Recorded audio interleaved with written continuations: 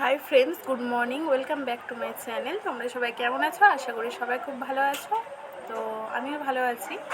তো আজকের ব্লগটা প্রেগনেন্ট মা আছো তাদের জন্য খুব কাজে আসবে।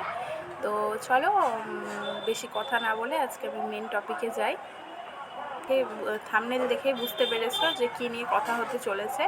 তো আমি আমার প্রেগনেন্সি জার্নি মানে আমার ফার্স্ট ট্রাইমেস্টার নিয়ে তোমাদের সাথে মানে আমার সেই জার্নিটা শেয়ার করব।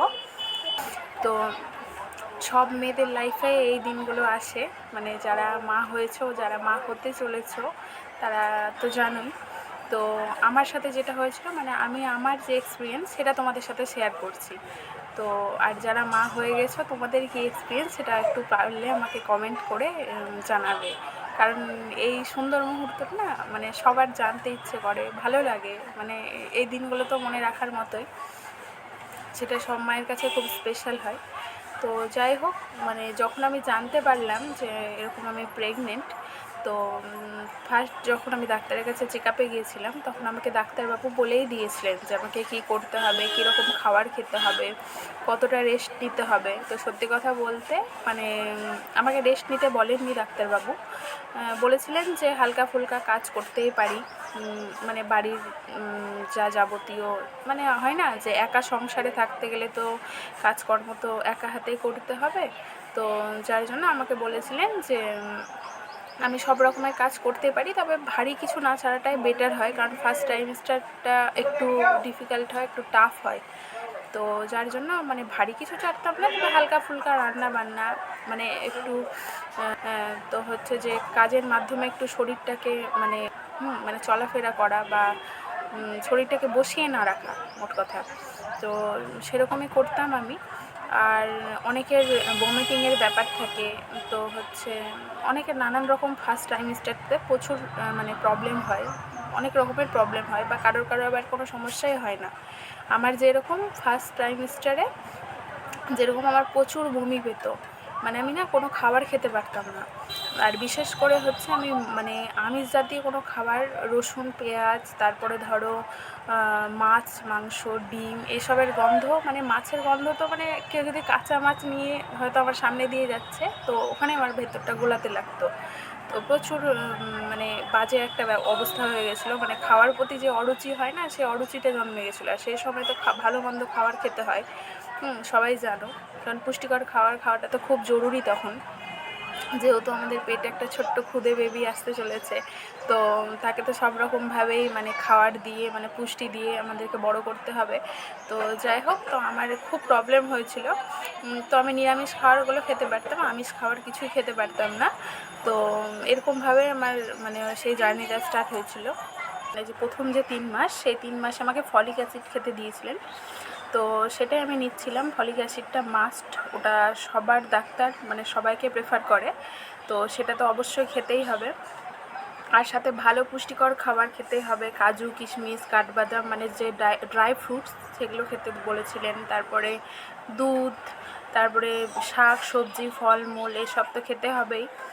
আর বিশেষ করে বেশি বেশি করে জল খাবে, জলটা মাস্ট। কারণ হচ্ছে যে জলের ওপর সবটা ডিপেন্ড করবে, কারণ বাচ্চাটা তো জলের মানে থলির মধ্যেই রয়েছে মানে থাকে। তো সেই জন্য জলটা প্রচুর পরিমাণে খেতে বলেন ডাক্তারবাবুরা। তো সেক্ষেত্রে খেতাম, যতটা পারতাম খেতাম। আর যাকে যেরকম রেস্ট দেবেন মানে শরীর অনুযায়ী রেস্ট লিখে দেন ডাক্তারবাবুরা। তো আমাকে যেরকম সেরকম রেস্ট লিখে দেননি, কারণ হয়তো দেখেছেন যে ঠিকঠাক আছে সবটা নর্মাল। তো আমাকে বলেছিলেন হাঁটা চলা করা, যেরকম নর্মাল মানে লাইফে মানে যেরকম আমরা কাজকর্ম করি সেই রকমই করতে বলেছিলেন। তো এটাই 3 মাস আমাকে ফলিক অ্যাসিড খেতে হয়েছিল।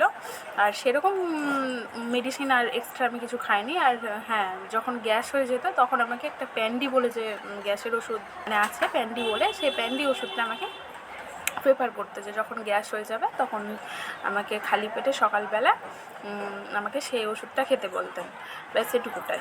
আর সেরকম আমার মানে পুরো প্রেগনেন্সি জার্নিতে আমাকে কিন্তু সেরকম মেডিসিন খেতে হয়নি। তো এটাই বলবো যে সবাই খুব ভালো মতো থাকবে, মানে যারা নিউ মা হতে চলেছো তাদেরকে অ্যাডভান্স কংগ্র্যাচুলেশন। আর সাবধানে থেকো, বেশি বেশি করে জল খাবে, বেশি বেশি করে ফল খাবে, আর ড্রাই ফ্রুটসগুলো খাবে। এটাই বলবো আর কি। আর ফলিক অ্যাসিডটা তো মাস্ট, ওটা খেতে লাগবে ফার্স্ট 3 মাস। তো এইভাবে কেটেছিল, ভালো মন্দ সবটা মিলিয়ে মিশিয়ে কেটেছিল। শরীরটা খুব খারাপ হতো তখন, জানি না কেন। আর খুব মুড সুইং হয়, মানে এই পুরো প্রেগনেন্সি জার্নিটাতে আমার যেরকম খুব মুড সুইং হতো। তো সবার হয়, আবার কারোর কারোর হয় না। তো তোমাদের কার কী হয়, এরকম কোনো এক্সপিরিয়েন্স হয়েছে কি না প্লিজ একটা কমেন্ট করে জানাবে, তাহলে আমারও খুব ভালো লাগবে। তো এটাই আর কি বলবো। আর ফার্স্ট টাইমস্টারে এগুলোই প্রবলেম হয়, এটুকুই বলার। আর হ্যাঁ, সবথেকে বড় কথা হচ্ছে জার্নি করবে না। যেরকম আমাকে বলেই দিয়েছিল, মানে খুব একটা বেশি লং ডিস্ট্যান্সে, মানে অনেকে জার্নি ট্রাভেল করে যারা বাইরে থাকে, হয়তো চলে এলো ট্রেনে করে, বাসে করে। তো ট্রেনে খুব একটা জার্নি হয় না, বাস, তারপরে হচ্ছে গাড়ি, বাইক, এসব থেকে একটু বিরত থাকার চেষ্টা করবে। তো তোমরা তো দেখতেই পেলে ফার্স্ট ট্রাইমেস্টারে কী কী হয় না হয়, সবটাই আমি মানে আমার যা এক্সপিরিয়েন্স ছিল, যা হয়েছিল আমার সাথে, আমি তোমাদের সাথে মোটামুটি শেয়ার করলাম।